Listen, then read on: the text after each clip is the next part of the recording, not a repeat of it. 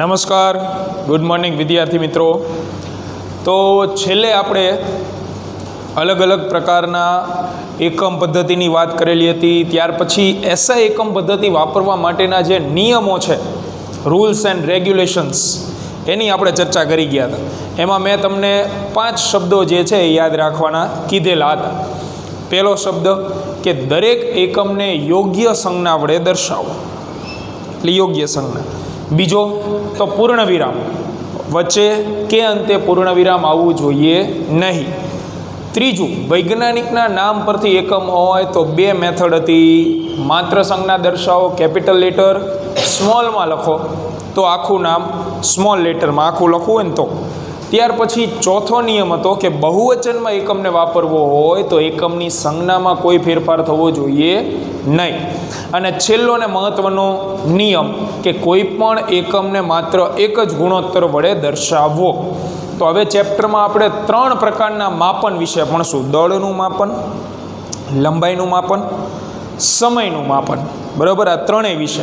તો એમાંથી પહેલું માપન છે લંબાઈ અથવા અંતરનું માપન। તો એનું ઇન્ટ્રોડક્શન તમને કરાવી દી ખાલી। લંબાઈ શેમાં માપવાની હોય? મીટરમાં। અંતર શેમાં માપવાનું હોય? મીટરમાં। એટલે લંબાઈ પૂછે કે અંતર પૂછે, બે એક જ છે। તો લંબાઈ અથવા અંતરના માપન માટેની મુખ્ય 2 પદ્ધતિઓ હોય, પ્રત્યક્ષ માપન અને પરોક્ષ માપન। 2 રીત હોય। પ્રત્યક્ષ માપનની રીતે લંબાઈ માપી શકાય, અંતર માપી શકાય, અથવા પરોક્ષ માપનની રીતે પણ તમે લંબાઈ અથવા અંતર જે છે એ માપી શકો। તો બેમાં ફેર શું, ડિફરન્સ શું? તો પ્રત્યક્ષ માપનમાં સીધું કોઈ સાધનની મદદથી તમે લંબાઈ માપી શકો, કોઈ પણ સાધન, એ પછી ફૂટપટ્ટી હોઈ શકે, વર્નિયર કેલિપર્સ હોઈ શકે, જોયું હોય અમુક વિદ્યાર્થી મિત્રોએ, ટૂંકમાં સાધન વડે તમે લંબાઈ અથવા અંતર માપી શકો, એ પ્રત્યક્ષ માપન ડાયરેક્ટલી। અને પરોક્ષ માપનમાં કોઈ રેફરન્સ હોય, રેફરન્સ અથવા સંદર્ભ જેને કહેવાય, એની સાપેક્ષે અંતર માપવાનું હોય। ઘણા બધા વિદ્યાર્થી એવું કહે ને કે એક્ઝેક્ટ અંતર ન કહી શકે કે ભાઈ કેટલા કિલોમીટર અંતર છે, તો એવું કહેવામાં આવે, ઉદાહરણ તરીકે તમને એમ કહેવામાં આવે છે કે તમારું મકાન ક્યાં આવેલું છે, કેટલું દૂર આવેલું છે, તો તમે એવું ન કહી શકો, પણ તમે એમ કહો કે રામજી મંદિરથી 2 ગલીમાં આગળ વળી જજો એટલે મારું મકાન છે। તો તમે જે રામજી મંદિરની સાપેક્ષે જે અંતર કીધું એ પરોક્ષ માપન તમે કીધું। કોઈ એક ડેડિકેટેડ વસ્તુ અથવા સ્થાનની સાપેક્ષે તમે અંતર એને જવાબ આપો છો। દાખલા તરીકે બીજા ઘણા બધા આમાં ઉદાહરણ બની શકે, બરાબર। જેમ કે કોઈ પદાર્થ અથવા કોઈ વસ્તુનું અંતર તમને પૂછવામાં આવે છે કે ભાઈ એસપી સ્કૂલ અથવા તો અલ્ટ્રા સ્કૂલ કઈ જગ્યાએ આવેલી છે, તો અલ્ટ્રા સ્કૂલમાં તમે સીધું કહેશો કે ભાઈ 80 ફૂટના રોડે આ જગ્યાએ, અથવા તો દેસડ ભગતની વાવથી થોડાક આગળ જાઓ એટલે અલ્ટ્રા સ્કૂલ આવે। તો તમે જે રેફરન્સ વાપરો છો એની સાપેક્ષે એનું જે માપ કહો છો એને કહેવાય પરોક્ષ માપન। તો આમાં કોઈ સાધન નહીં આવે, કોઈ પદાર્થની સાપેક્ષે આપણે લંબાઈ અથવા અંતર જે છે એ નક્કી કરશું, એ પરોક્ષ માપન છે। ડિટેલમાં પ્રત્યક્ષ માપનમાં કયા માપ આપણે ગોતી શકીએ? તો પ્રત્યક્ષ માપનમાં 10⁻³ મીટરથી 10⁻² મીટર, એટલે બહુ નાનું થયું, 1/100 ને 1/1000, એનું તમારે માપન કરવું હોય તો ફૂટપટ્ટી અથવા મીટર પટ્ટી વડે તમે માપી શકો। જો એના કરતાંય નાનું માપ હોય, એના કરતાંય નાનું એટલે 10⁻⁴ મીટરનું માપ, એટલું નાનું માપ તમારે માપવું હોય તો એના માટે તમે વાપરી શકો વર્નિયર કેલિપર્સ। જે વિદ્યાર્થીઓના વાલીઓ કારખાના હોય, જેને ફેક્ટરી હોય, જનરલી એ એમના પિતાશ્રીને પ્રશ્ન પૂછજો વર્નિયર કેલિપર્સ કોને કહેવાય, તો એ તમને દેખાડશે। આપણે અહીંયા જ્યારે ઓફલાઈન મળશું ત્યારે પહેલો પ્રેક્ટિકલ જે આવશે એ વર્નિયર કેલિપર્સથી કઈ રીતે માપન કરવું એનો આવશે। એટલે અત્યારે કોઈ વિદ્યાર્થી મૂંઝાતા નહીં કે વર્નિયર કેલિપર્સ કેવું હોય, એ તમને આપણે રૂબરૂ દેખાડશું, એનો પ્રથમ પ્રેક્ટિકલ જ છે। એના કરતાં પણ નાનું માપ માપવું હોય એટલે 10⁻⁵ એના ક્રમનું માપ તમારે માપવું હોય તો ફૂટપટ્ટી એ કામમાં ન આવે, વર્નિયર કેલિપર્સ એ કામમાં ન આવે। એના માટેનું સાધન છે સ્ફેરોમીટર અથવા તો સ્ક્રૂ ગેજ। તો આ MCQમાં આવે કે આટલું માપન કરવું હોય તો કયું સાધન, આટલું માપન કરવું હોય તો કયું સાધન, બરાબર. આ રહ્યા એ 3 સાધનો છે જે આપણે લેબની અંદર તમને દેખાડશું. પરોક્ષ માપન, તો પરોક્ષ માપનમાં કોઈ સંદર્ભ સ્થાનની સાપેક્ષે અથવા તો સંદર્ભ વસ્તુની સાપેક્ષે લંબાઈ માપવાનું હોય તો એનો જનરલી ઉપયોગ જે છે એ ગ્રહોના માપન માટે થશે, ટૂંકમાં ગ્રહો વચ્ચેના અંતરના માપન માટે. જે પરોક્ષ માપન છે એનો ઉપયોગ જે છે એ કોના માટે થશે, તો કે ગ્રહો વચ્ચેનું સાપેક્ષ અંતર તમારે માપવું હોય ને તો પરોક્ષ માપનનો ઉપયોગ થશે. સૂર્યથી બુધ નજીક છે, કેટલો નજીક છે, તો કે ગુરુ કરતાં અડધા અંતરે છે, બરાબર. એવી રીતે એક્ઝેક્ટ આંકડો ન નીકળે, એમાં કમ્પેરિઝન થાય. આમાં ડાયરેક્ટ પરફેક્ટ માપ આવે, પ્રત્યક્ષમાં પરફેક્ટ આવે, પરોક્ષમાં કમ્પેરિઝન થશે. તો ત્યાર પછી આપણે ભણીએ દ્રષ્ટિ સ્થાન ભેદની રીત. દ્રષ્ટિ સ્થાન ભેદ એની મેથડ વિશે અભ્યાસ કરીએ તો એ આપણા માટે મહત્ત્વનો પ્રશ્ન બનશે.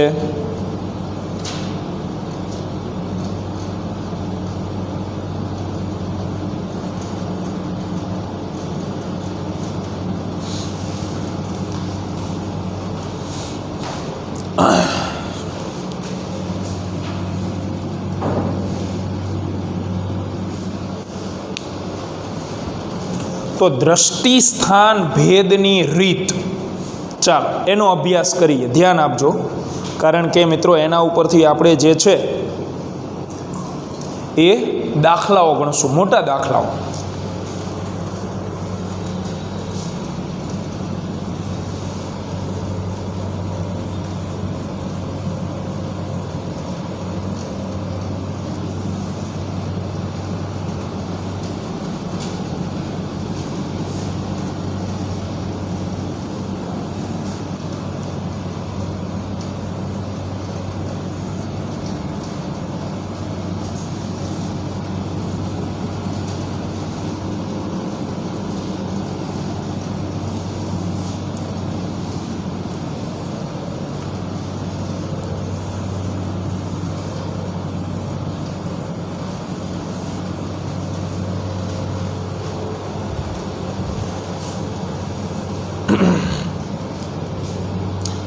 ચાલો, દ્રષ્ટિ સ્થાન ભેદ કોણની રીત સમજાવો. મોસ્ટ IMP પ્રશ્ન.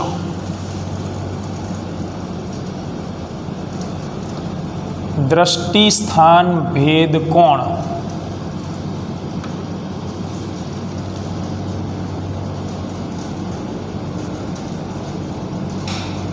આ રીતની માહિતી આપો.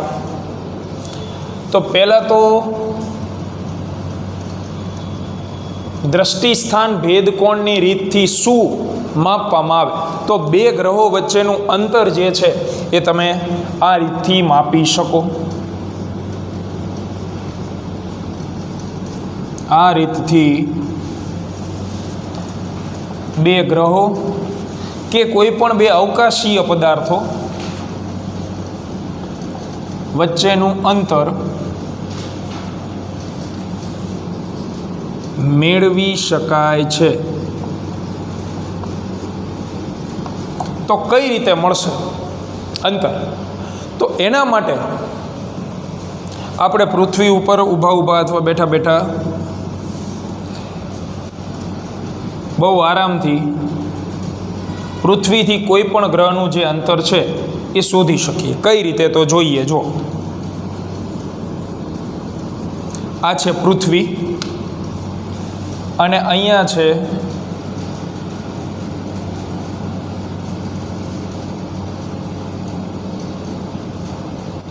નાનકડો એવો કોઈ ગ્રહ, એને હું નામ આપી દઉં પ્લાનેટ P. તો સૌ પ્રથમ કઈ રીતે 3-4 સ્ટેપ આવશે, એના વડે તમે પૃથ્વી અને ગ્રહ વચ્ચેનું અંતર જે છે એ શોધી શકશો. તો સ્ટેપ નંબર 1, પૃથ્વી પર બે અવલોકન સ્થળ નક્કી કરો. અવલોકન સ્થળ એટલે જ્યાંથી તમે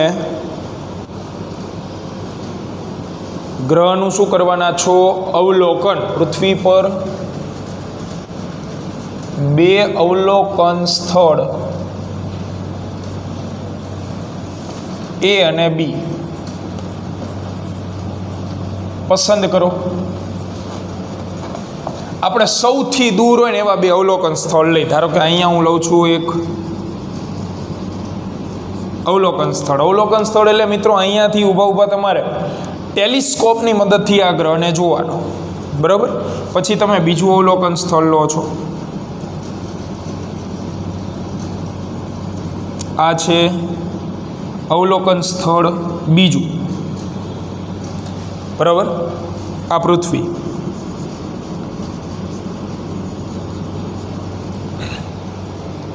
તો આ બે અવલોકન સ્થળ આપણે લઈ લીધા. હવે અવલોકન સ્થળ ઉપરથી શું કરશું આપણે? તો અવલોકન સ્થળ જે છે ત્યાંથી તમે ગ્રહનું વારાફરતી અવલોકન કરશો. આ બંને અવલોકન સ્થળ પરથી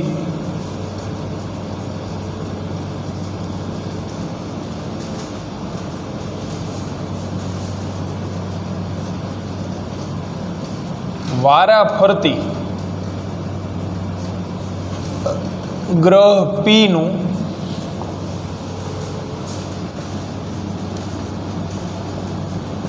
અવલોકન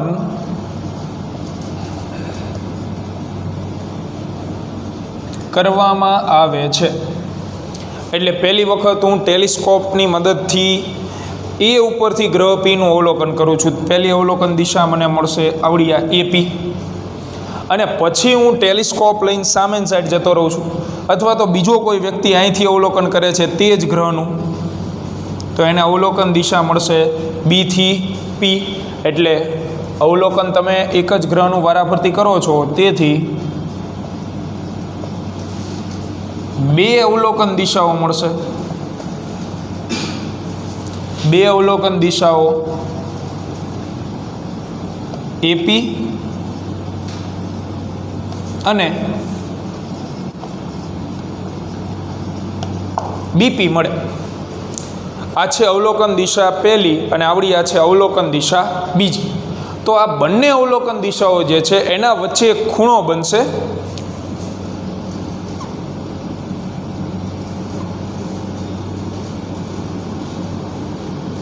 આને કહેવાય દ્રષ્ટિ સ્થાન ભેદ કોણ, બરાબર. આ બંને અવલોકન દિશાઓ વચ્ચે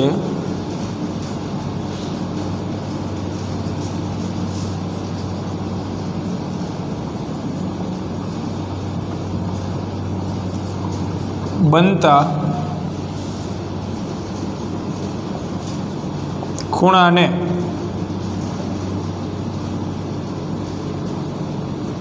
દ્રષ્ટિ સ્થાન ભેદ કોણ કહેવામાં આવે છે. સંધિ છૂટી કરો. દ્રષ્ટિ એટલે અવલોકન કરવું, નજર કરવી.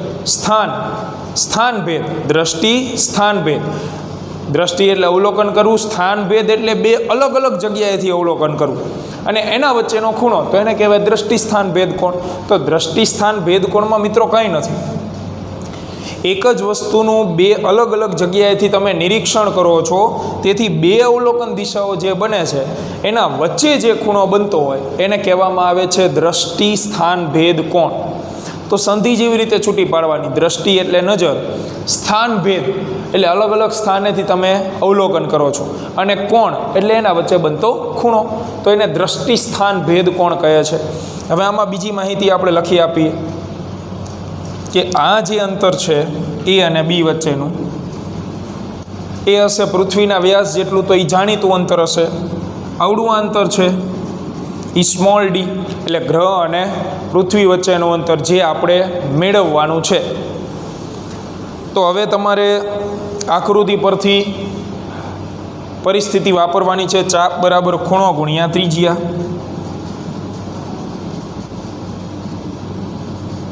આકૃતિ પરથી ચાપ બરાબર ખૂણો ગુણ્યા ત્રિજ્યા. બોલો બાળકો, ચાપ શું થશે આપણી આકૃતિમાંથી? તો એ બી રહી ચાપ થાય, ઇક્વલ ટુ ખૂણો એટલે તો દ્રષ્ટિ સ્થાન ભેદ કોણ એટલે આલ્ફા, અને ત્રિજ્યા તો સ્મોલ ડી, આ રહી ત્રિજ્યા થશે. તો આમાંથી શું ગોતવાનું છે આપણે? તો કે બે ગ્રહો વચ્ચેનું અંતર આપણે ગોતવાનું છે. બે ગ્રહો વચ્ચેનું અંતર એટલે એમાંથી હું કરતા કોને બનાવીશ? ડીને. ચાલો અહીંયા આપણે લખી દઈએ ત્રિજ્યા એટલે AP,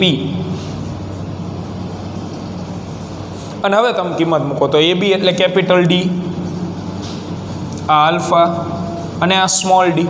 તો જેને શોધવાનું હોય ને એને કરતા બનાવાય. આપણે સ્મોલ ડી શોધવાનો છે, પૃથ્વીથી ગ્રહનું અંતર, તો એને તમે કરતા બનાવી દો એટલે તમને સૂત્ર મળી જશે કેપિટલ ડીના છેદમાં આલ્ફા. તો દ્રષ્ટિ સ્થાન ભેદ કોણ, વેરી સિમ્પલ. દ્રષ્ટિ એટલે નજર, સ્થાન ભેદ એટલે અલગ અલગ અવલોકન સ્થળ, અને બે અવલોકન દિશા વચ્ચેનો ખૂણો, તો એને કહેવાય છે દ્રષ્ટિ સ્થાન ભેદ કોણ. વસ્તુ ક્લિયર છે આવડી આ? બરાબર. ચાલો આમાંથી તમે જે છે એ સ્મોલ ડીને કરતા બનાવશો એટલે તમને જવાબ મળી જશે. તો દ્રષ્ટિ સ્થાન ભેદ કોણ 2 માર્ક, મોસ્ટ IMP થિયરી.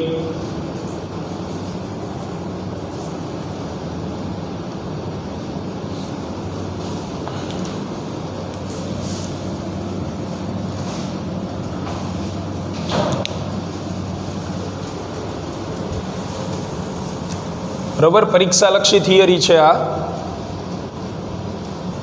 તો આને પાકી કરી નાખવી. ચાલો હવે દરેક પદની માહિતી લખી દઉં તમને, જેથી રકમની અંદર છે ને ગુજરાતીમાં તમને લખીને આપેલું હોય કે ભાઈ આ અંતર આટલું છે તો તમે એમાં મૂકી શકો. તેથી સ્મોલ ડી બરાબર કેપિટલ ડી છેદમાં આલ્ફા. અહીં કેપિટલ ડી, તો કેપિટલ ડી એટલે પૃથ્વીનો વ્યાસ, અથવા તમે કહી શકો બે અવલોકન સ્થળ જે હતા એના વચ્ચેનું અંતર. ત્યાર પછી સ્મોલ ડી, તો પૃથ્વી અને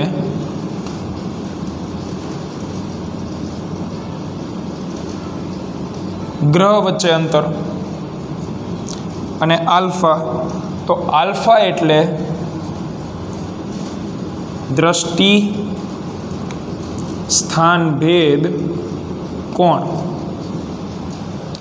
તો દ્રષ્ટિ સ્થાન ભેદ કોણ તો તમને ડિજિટલ ટેલિસ્કોપમાં પણ બહુ આરામથી મળી જાય. બરાબર, અત્યારના જે ટેલિસ્કોપ છે એ બે અવલોકન દિશાઓ વચ્ચેનો ખૂણો જાતે માપી લે. એક અવલોકન દિશા રાખેલી હોય પછી તમે એ ટેલિસ્કોપને અમુક ડિગ્રી ઘુમાવો ને તો એ જાતે તમને ખૂણો આપી દે કે ભાઈ પ્રથમ અવલોકન દિશા કરતાં બીજી અવલોકન દિશા કેટલી અથવા કેટલા ખૂણે છે. આગળ ભણીએ આપણે ગ્રહના પરિમાણ મેળવવાની રીત.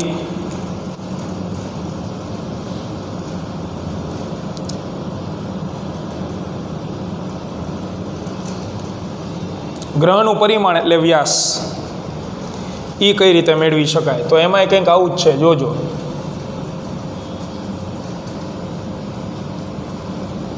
ગ્રહના પરિમાણ તરીકે વ્યાસ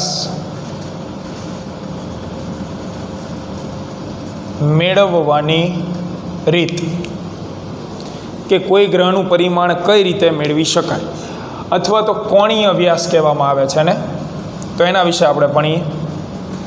તો દાખલા તરીકે કોઈ ગ્રહ આપણે લઈ લઈએ, ધારો કે આ કોઈ પ્લાનેટ P છે, એટલે ગ્રહ છે સાદું. તો તમારાનું પરિમાણ એટલે વ્યાસ મેળવવો હોય તો શું કરવાનું? તો પૃથ્વી ઉપર આપણે એક અવલોકન સ્થળે બેસી જવાનું. અહીંયા બેસી ગયા અને એક જ જગ્યાએથી જે તે ગ્રહના વ્યાસાંત બિંદુનું નિરીક્ષણ કરવાનું. વ્યાસાંત બિંદુ એટલે વ્યાસના અંત્ય બિંદુ, બરોબર. પહેલાં તમે અહીંયા બેઠા બેઠા આનું નિરીક્ષણ કરો, એટલે એ પોઈન્ટનું. પછી તમે બી પોઈન્ટનું નિરીક્ષણ કરો તો અહીંયા એક ખૂણો આંતરાશે.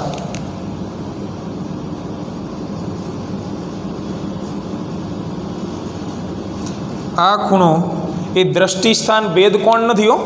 દ્રષ્ટિસ્થાન ભેદકોણમાં પૃથ્વી ઉપર કેટલા અવલોકન સ્થાન હોય? 2. આને કહેવાય કોણીય વ્યાસ, બરાબર. હવે એ સમજાવું તમને કઈ રીતે. તો ગ્રહનું પરિમાણ મેળવવા માટે સ્ટેપ નંબર 1 કે પૃથ્વી પર એક અવલોકન સ્થળ નક્કી કરો, એક જ.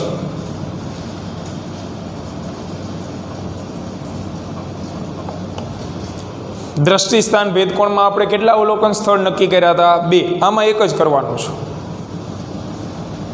ત્યાંથી જે ગ્રહનો વ્યાસ મેળવવો હોય તેના વ્યાસાંત બિંદુઓ, વ્યાસાંત યાની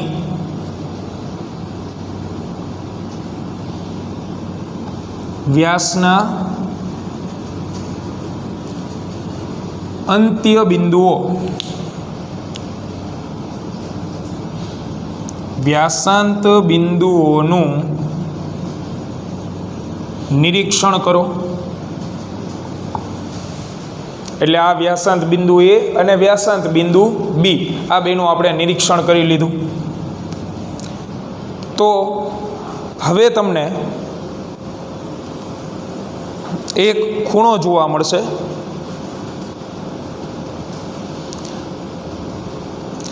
તો આપણે અહીંયા એક આ જે ખૂણો છે એની વ્યાખ્યા લખી આપીએ કે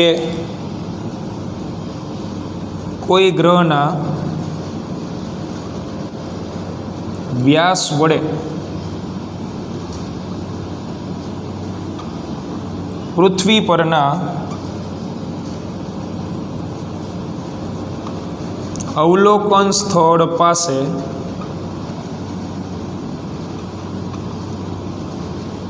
આંતરાતા ખૂણાને શું કહેવામાં આવે છે? કોણીય વ્યાસ. શું કહેવાય? કોણીય વ્યાસ.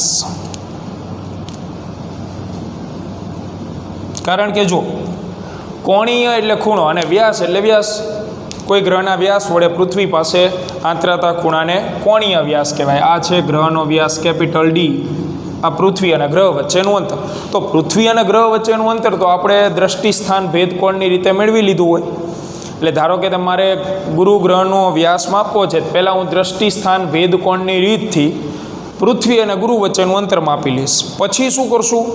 તો પછી હવે આ તમને ટેલિસ્કોપ આપી દે, આ તમે દ્રષ્ટિસ્થાન ભેદકોણની રીતથી માપી લીધું છે. તો અનનોન કોણ રહ્યું? ખાલી કેપિટલ ડી. અહીંયા ત્રિકોણ બને છે. ત્રિકોણ બને છે એટલે આપણે શું લખશું? ચાપ બરાબર ખૂણો ગુણ્યા ત્રિજ્યા. બરાબર છે? ચાપ એ લખીએ આપણે.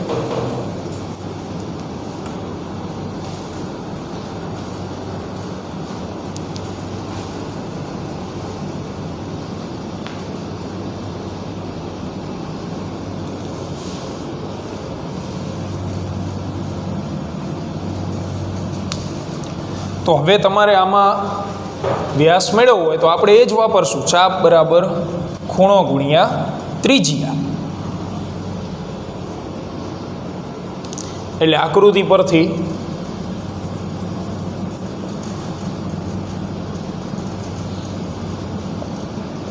ચાપ બરાબર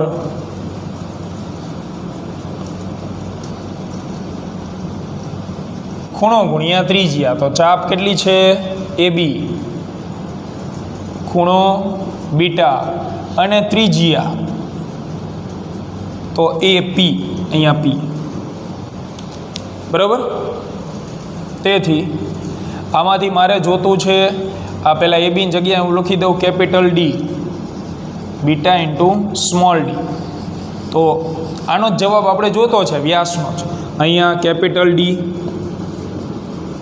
તો જે તે ગ્રહનો વ્યાસ જે મેળવવાનો છે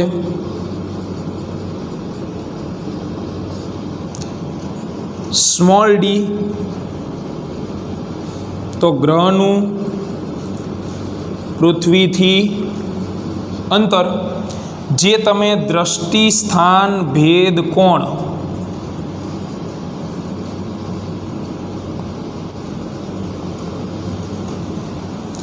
ની રીતથી મેળવી ચૂક્યા હોય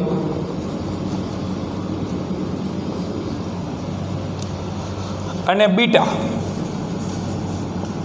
તો એ છે કોણીય વ્યાસ. એટલે બીટા એટલે ખૂણો જ છે જે તમને ટેલિસ્કોપ પરથી મળે.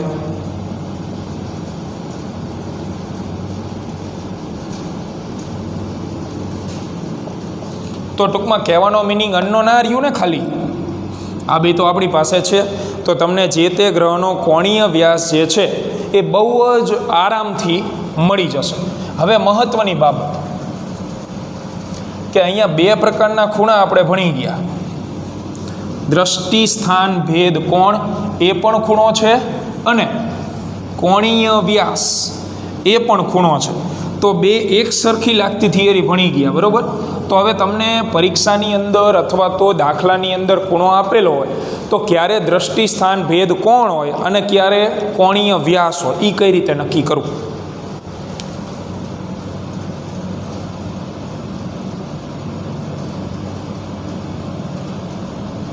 દ્રષ્ટિ સ્થાન ભેદ કોણ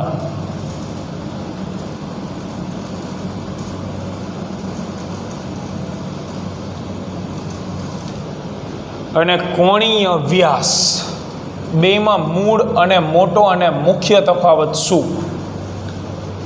તો દ્રષ્ટિ સ્થાન ભેદ કોણ હોય ને એમાં પૃથ્વી પર બે અવલોકન સ્થળ હોય.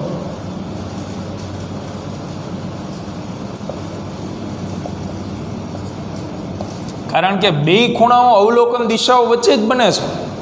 તમે શાંતિથી વિડીયો જોશો, આકૃતિ જોશો તો આવડો એ બે અવલોકન દિશા વચ્ચેનો હતો અને કોણીય વ્યાસે બે અવલોકન દિશા વચ્ચે જ છે, પણ બેમાં નાનકડો એવો ફેર છે. દ્રષ્ટિ સ્થાન ભેદ કોણમાં આપણે પૃથ્વી ઉપર બે સ્થાન લઈ લેતા હતા, પછી સામેવાળા ગ્રહનું આપણે અવલોકન અથવા નિરીક્ષણ કરતા હતા. જ્યારે કોણીય વ્યાસમાં એવું ન હોય. કોણીય વ્યાસમાં પૃથ્વી ઉપર એક જ સ્થળે તમારે બેસવાનું હોય, એક જ સ્થળેથી નિરીક્ષણ કરવાનું હોય, એક જ ગ્રહનું નિરીક્ષણ કરવાનું. તો અહીંયા પૃથ્વી પર માત્ર એક અવલોકન સ્થળ હોય.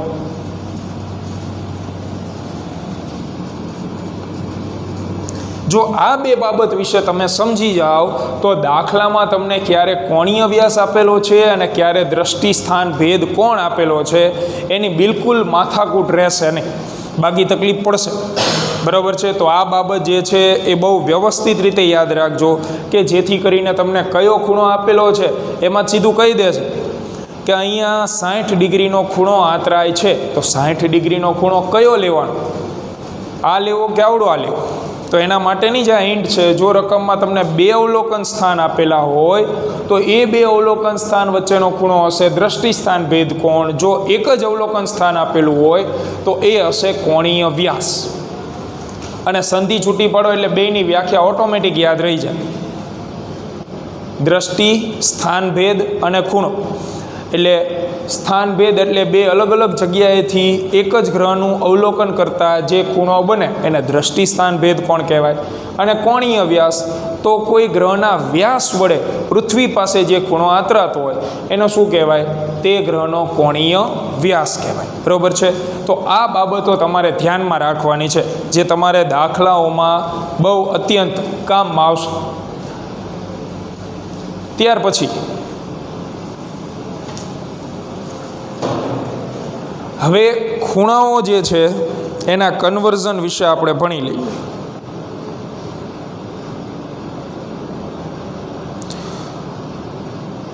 તો ખૂણાઓના જે છે એ 4 પ્રકાર આવશે. બરાબર, ખૂણાઓના કેટલા પ્રકાર આવશે? 4 અલગ અલગ પ્રકારો તમને ખૂણાઓના જોવા મળશે. બરાબર છે. ચાલો જોઈએ એના વિશેની માહિતી.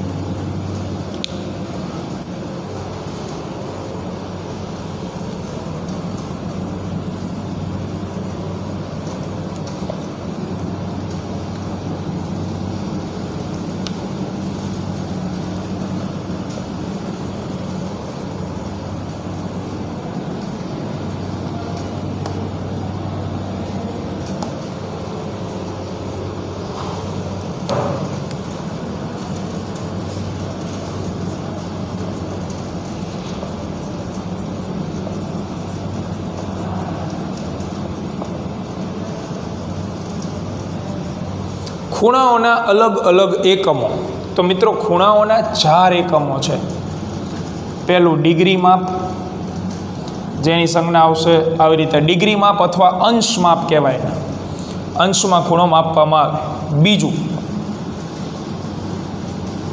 મિનિટ, તો આવી રીતે ઉપર ડેશ કરેલો હોય ને તો એ મિનિટની સંજ્ઞા છે.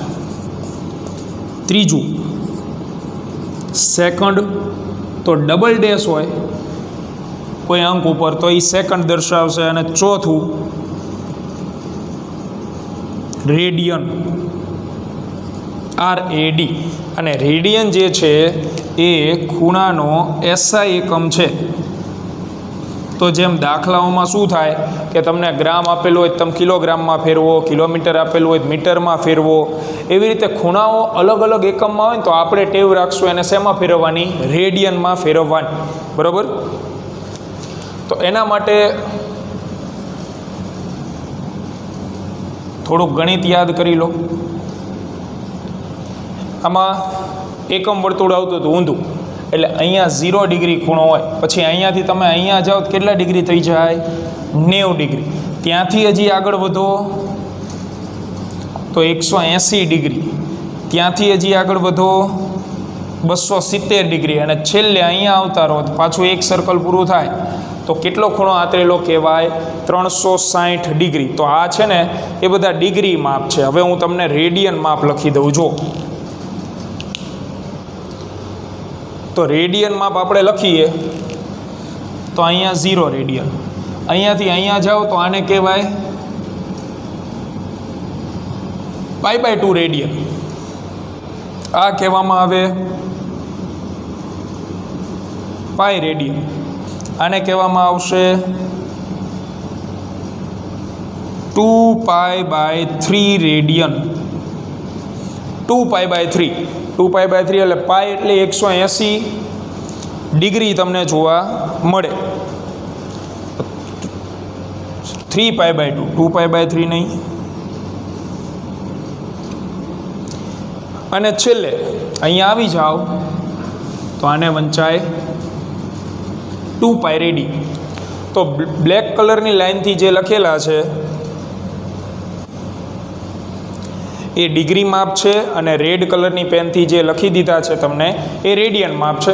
એટલે ટૂંકમાં તમે વિષમઘડી દિશામાં ચાલો તો ખૂણાઓ સતત વધતા જાય. 0માંથી 90, 90માંથી 180, 9નો ઘડીઓ ચાલુ જ રહે. એવા ને એવા રેડિયન માપ. તો એક ગાળામાં π/2નો ઉમેરો કરવાનો. જો 0માં π/2 ઉમેરો એટલે અહીંયા પહોંચ્યા. π/2માં બીજા π/2 ઉમેરો તો પાઈમાં પાછા π/2 ઉમેરો. 3π/2, 3π/2માં π/2 ઉમેરો 2π. રફકામ કરી જોવાનું તમારે. 3π/2 હોય એમાં હું π/2 ઉમેરું તો લસા 2 આવે, અંશમાં થઈ જાય 4π, તો જવાબ કેટલો આવે? 2π. બરાબર છે. તો આ યાદ રાખવા પૂરતી માહિતી છે. અને હવે આના ઉપરથી કન્વર્ઝન માટે એક સરસ મજાની ગોલ્ડન લાઈન તમને આપી દઉં. કોઈ પણ ખૂણાના કન્વર્ઝનમાં કામ આવશે.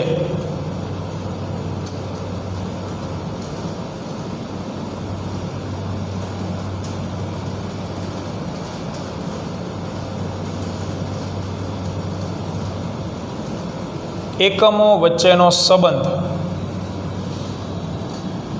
તો એક જ લાઈન છે, બહુ સરસ મજાની લાઈન છે જે તમારે તૈયાર કરવાની છે, જેથી કરીને હવે આપણે લેક્ચરમાં ખૂણાઓના કન્વર્ઝન ભણીશું. તો એ લાઈન છે 1 ડિગ્રી હોય ત્યારે 60 મિનિટ ગણાય, ત્યારે ને ત્યારે એટ અ ટાઈમ 3600 સેકન્ડ ગણાય, અને ત્યારે ને ત્યારે પાઈના છેદમાં 180 રેડિયન ગણાય. આને મઢાવી નાખવું. ખૂણાઓના કન્વર્ઝન આપણે કરશું તો આ લાઈન જ તમારે યાદ રાખવાની છે. 1 ડિગ્રી 60 મિનિટ 3600 સેકન્ડ અને પાઈના છેદમાં 180 રેડિયન, આ ચારેય વચ્ચેનો સંબંધ આવી ગયો. તમારે ગમે એમાં ખૂણાનું કન્વર્ઝન કરવું હોય બહુ આરામથી કરી શકો. ડિગ્રીમાંથી મિનિટમાં જવું હોય તો આ ત્રિરાશિ મુકાય, ડિગ્રીમાંથી સેકન્ડમાં જવું હોય તો આ ત્રિરાશિ મુકાય, રેડિયનમાંથી સેકન્ડમાં જવું હોય તો આ ત્રિરાશિ મૂકવાની, સેકન્ડમાંથી મિનિટમાં જવું હોય તો આવડી આ ત્રિરાશિ મૂકવાની. તો આ ખૂબ જ મહત્ત્વનો સંબંધ છે જેને તમારે મગજમાં ફિટ કરી લેવાનો છે, જેથી કરીને હવેના લેક્ચરમાં આપણે જે ખૂણાઓના કન્વર્ઝન ભણશું તો એમાં આના ઉપરથી જ આપણે કન્વર્ઝન કરવાના છે. તો નેક્સ્ટ લેક્ચરની અંદર હવે દાખલાઓ ગણશું. તો ટેક્સ્ટ બુક ને કેલ્ક્યુલેટર બંને જોડે લઈને બેસજો. મળીએ આવતીકાલના લેક્ચરમાં, આજ સાંજના લેક્ચરમાં. આજ સાંજે 5 વાગે લેક્ચર છે, બરાબર? મળીએ સાંજે.